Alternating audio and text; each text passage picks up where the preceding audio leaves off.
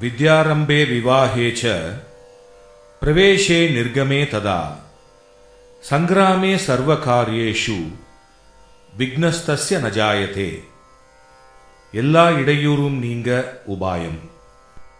கல்வி ஆரம்பிக்கிற சமயத்தில், கல்யாண காலத்தில், ஒரு இடத்துக்கு புதிதாக போகிற போது, ஒரு இடத்திலிருந்து புறப்படும் பொழுது, யுத்த சமயத்தில், இப்படி ஒவ்வொன்றாக சொல்லிக்கொண்டு போவானேன்.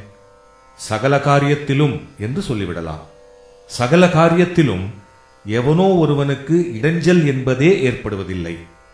வித்யாரம்பே விவாஹேச்ச பிரவேசே நிர்கமே ததா சங்கிராமே சர்வகாரியேஷு விக்னஸ்தஸ்ய ந ஜாயதே. வித்யாரம்பே படிப்பு ஆரம்பிக்கும் பொழுது, அதிலிருந்து பிரம்மச்சரிய ஆசிரமம், அந்த ஆசிரமம் வகிக்கிற காலத்தில் இடைஞ்சல் வராது. விவாஹேச்ச கல்யாணத்தின் போதும், அதாவது கிரகஸ்தாசிரமத்திலும் இடையூறு வராது. ரொம்ப சொல்ப பேரே சந்நியாசிரமம் வாங்கிக் கொள்வதால், பிரம்மச்சரிய கிரகஸ்தாசிரமங்களை சொன்னதாலேயே ஒரு மனுஷனின் வாழ்நாள் முழுவதையும் சொன்னதாக ஆகிவிட்டது. வாழ்க்கை பூர அவனுக்கு இடையூறு என்பதே இல்லை. வாழ்க்கை என்பது என்ன? பல தினுசான சலனங்கள்தான்.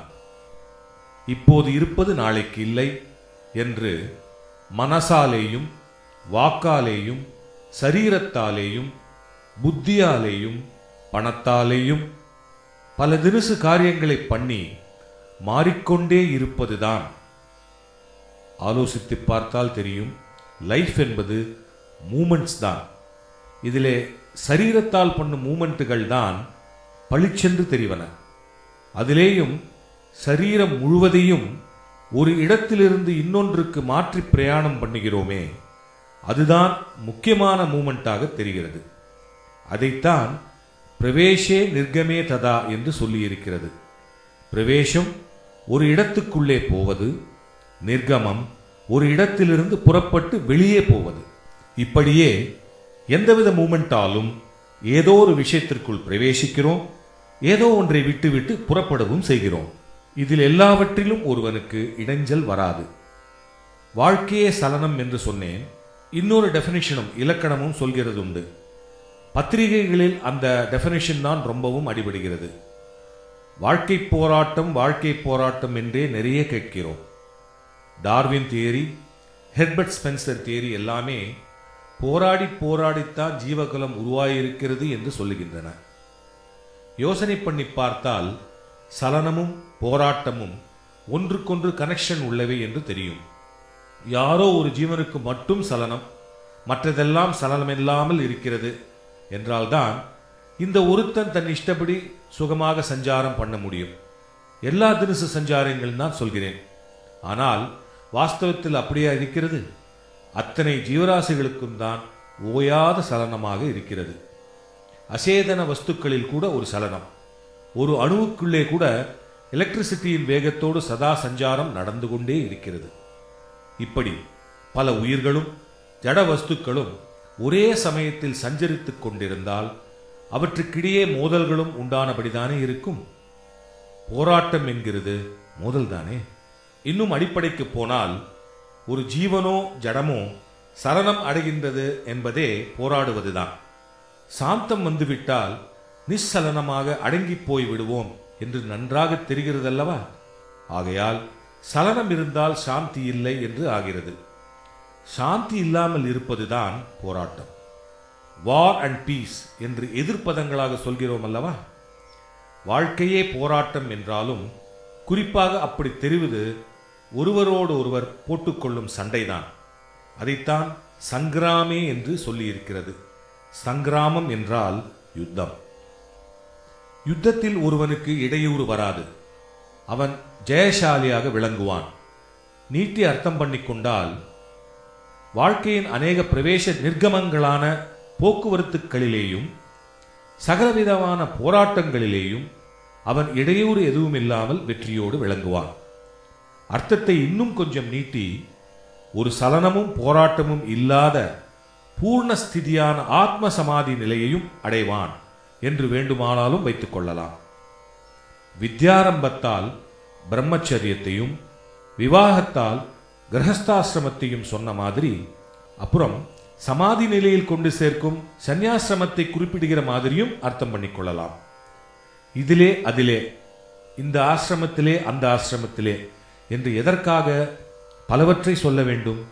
சுருக்கமாக அத்தனையும் அடக்கி எல்லா காரியத்திலேயும் சர்வ காரியேஷு அவனுக்கு இடைஞ்சல் இல்லை, அதாவது வெற்றிதான் என்று ஸ்லோகத்தை முடிக்கிறது. சர்வ காரியேஷு விக்னஸ்தஸ்ய நஜாயதே, சர்வ காரியேஷு விக்னஸ்தஸ்ய நஜாயதே, தஸ்ய அவனுக்கு, சர்வ காரியேஷு சகல காரியங்களையும், விக்ன இடைஞ்சல், நஜாயதே உண்டாவதில்லை. நமக்கு ஒன்றை பலது சொல்லி விஸ்தாரம் பண்ணி காட்டினால்தான் மனசில் பதிகிறது. எல்லாவற்றிலும் இடைஞ்சல் உண்டாகாது என்று மட்டும் சொன்னால் அவ்வளவு அழுத்தமாக தெரியாது. இதில் உண்டாகாது அதில் உண்டாகாது என்று அநேகம் சொல்லி அப்புறம் எதிலும் உண்டாகாது என்றால்தான் மனசில் அழுந்த பதியும் என்றே அப்படி சொன்னது. சர்வ காரியேஷு விக்னஸ்தஸ்ய நஜாயதே, சகல காரியங்களிலும் அவனுக்கு விக்னம் என்பதே உண்டாவதில்லை. அவனுக்கு என்றால் எவனுக்கு? பதில் முந்தைய அடியில் இருக்கிறது. அந்த அடி இப்படி சொல்கிறது: ஷோடசைனானி நாமானி எப்படே ஸ்ருணியாதபி, ஷோடச ஏதானி நாமானி எப்படே ஸ்ருணியாத் அபி. ஏதானி இந்த, அதாவது இதற்கு முன்னே சொன்ன ஷோடச நாமானி 16 பெயர்களை எவன் படேத் படிக்கிறானோ, அபி என்றால் இங்கே அல்லது என்று அர்த்தம் பண்ணிக்கொள்ள வேண்டும், அல்லது ஸ்ருணியாத் கேட்கிறானோ. இந்த 16 பேரை எவன் ஒருவன் படிக்கிறானோ அல்லது இன்னொருத்தர் படித்து கேட்கிறானோ அவனுக்குத்தான் சர்வ காரியத்திலும் விக்னம் ஏற்படுவதில்லை. விக்னஸ்தஸ்ய நஜாயதே. படிப்பவர் கேட்பவர் என்பது பொதுவாக வழங்குகிற சொற்றொடர். பெரிய பெரிய புராணம், உபாக்கியானம் முதலியவற்றை ஒரு உபன்யாச கர்த்தா படித்து அர்த்தம் சொல்லுவார், மற்றவர்கள் கேட்பார்கள்.